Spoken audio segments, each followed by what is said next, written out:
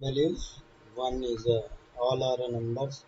In a column A, we have a number value 1, number value 2, and a number value 3.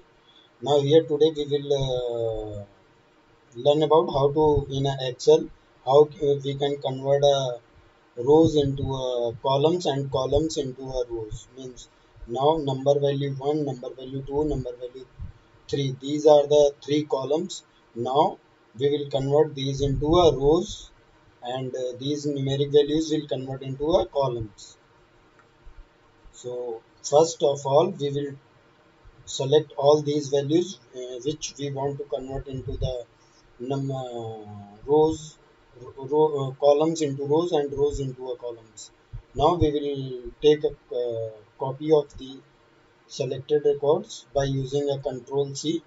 So we will use that one and we will copy that, and after that we will select a text, or for that you can take another sheet by using this plus sign.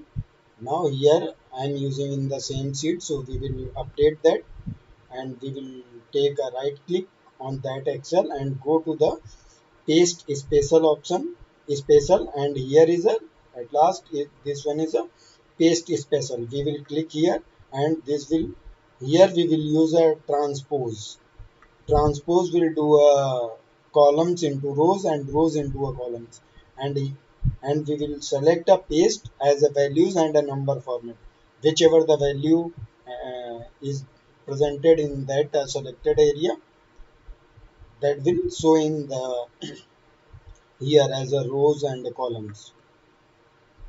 Now if you now you can see here, this one is a highlighted one, this is a now here values is column has converted into rows, and rows is converted into columns.